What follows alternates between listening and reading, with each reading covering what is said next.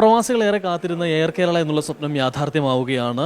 എന്താണ് എയർ കേരളയുടെ പുതിയ വിശേഷങ്ങൾ? പുതിയ വിശേഷങ്ങൾ ഇൻഷാ അല്ലാ വെരി സൂൺ സൂൺ അത് തന്നെയാണ് അതിന്റെ ഏറ്റവും വിശദമായിട്ട് പറയുകയാണെങ്കിൽ വെരി സൂൺ. എപ്പോൾ സർവീസ് ആരംഭിക്കുമെന്ന് നമുക്ക് പ്രതീക്ഷിക്കാം? 2025 ഫസ്റ്റ് ക്വാർട്ടറിലെ ഫസ്റ്റ് ഡൊമസ്റ്റിക് എയർലൈൻ ഓപ്പറേറ്റ് ചെയ്യാൻ സാധിക്കുമെന്നാണ് പ്രതീക്ഷിക്കുന്നത്. എന്തായിരിക്കും എയർ കേരളയുടെ പ്രത്യേകത? അത് അൾട്രാ ലോ കോസ്റ്റ് എന്ന കോൺസെപ്റ്റിലാണ് ഞങ്ങൾ എയർലൈൻ ഓപ്പറേറ്റ് ചെയ്യുന്നത്. പ്രവാസികളാൽ കൊണ്ടുപോകുന്ന ഒരു എയർലൈനാണ്, പ്രവാസികളുടെ എയർലൈനാണ്. അത് കേരളത്തിലെ ഫസ്റ്റ് എയർലൈനാണ്. അങ്ങനെ ഒട്ടനവധി പ്രത്യേകതകളുണ്ട്. അത് വരും ദിവസങ്ങൾ അതിന്റെ ഫുൾ നിങ്ങളായിട്ട് ഷെയർ ചെയ്യുന്നതായിരിക്കും. ഇപ്പോൾ ഏത് സ്റ്റേജാണ് കംപ്ലീറ്റ് ആയിട്ടുള്ളത്?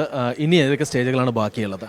2 സ്റ്റേജാണ് ഇതിന് എയർലൈൻസിന് ഇന്ത്യയിൽ വരുന്നത്. ഒന്ന് NOC, ഒന്ന് AOC. നമ്മൾ NOC നേടിക്കഴിഞ്ഞു. ഇനി AOC എന്നുള്ള കടമ്പയാണ്. അത് ടെക്നിക്കൽ പാർട്ടാണ്. ഗവൺമെന്റിന്റെ ഭാഗത്തുനിന്ന് ഒരു എയർലൈൻ തുടങ്ങാനുള്ള അനുവാദം കിട്ടിയോന്ന് വെച്ചാൽ അത് പൂർണ്ണമായി നേടിയെടുത്തു. ഇനി അതിന്റെ ഒരു ഒഫീഷ്യൽ പാർട്ടുണ്ട്, ടെക്നിക്കൽ പാർട്ടിന് ഒരു ഇത് കിട്ടാനുണ്ട്, എയർ ഓപ്പറേറ്റർ സർട്ടിഫിക്കറ്റ്. അത് AOC എന്ന് പറയും. അതിന് നമ്മൾ എന്തായാലും അതിന്റെ മൂവ്മെന്റ് വരും. ഏകദേശം 8-9 മന്ത്സ് കൊണ്ട് അതുകൂടെ നേടിയെടുത്തു കഴിഞ്ഞാൽ we are official in airline company. ഇതിന് പിന്നിലുള്ള കമ്പനി ഏതാണ്? അതിൽ ആരൊക്കെയാണുള്ളത്? ഇത് Z-Fly ഏവിയേഷൻ എന്ന ഒരു ഇതിന്റെ പ്രൈവറ്റ് ലിമിറ്റഡ് ആണ് ഇതിന്റെ കമ്പനി. ഇതിന്റെ ചെയർമാൻ ഞാൻ, അതിന്റെ വൈസ് ചെയർമാൻ അയ്യൂബക്ക, ഡയറക്ടർ ഉണ്ട്, ടെക്നിക്കൽ ഡയറക്ടർ ഉണ്ട്, കമ്പനി സെക്രട്ടറി. അത് വരും ദിവസങ്ങളിൽ പ്രവാസികളായി ചേർന്നൊരുക്കൊണ്ട് ഒരു വിപുലീകരിച്ചിട്ട് ഒരു ഡയറക്ടർ ബോർഡൊക്കെ വിപുലീകരിക്കും. എന്തായാലും സന്തോഷം. പ്രവാസികൾ ഏറെ കാത്തിരിക്കുന്ന എയർ കേരള അധികം വൈകാതെ തന്നെ യാഥാർത്ഥ്യമാകട്ടെ എന്ന് ആശംസിക്കുകയാണ്.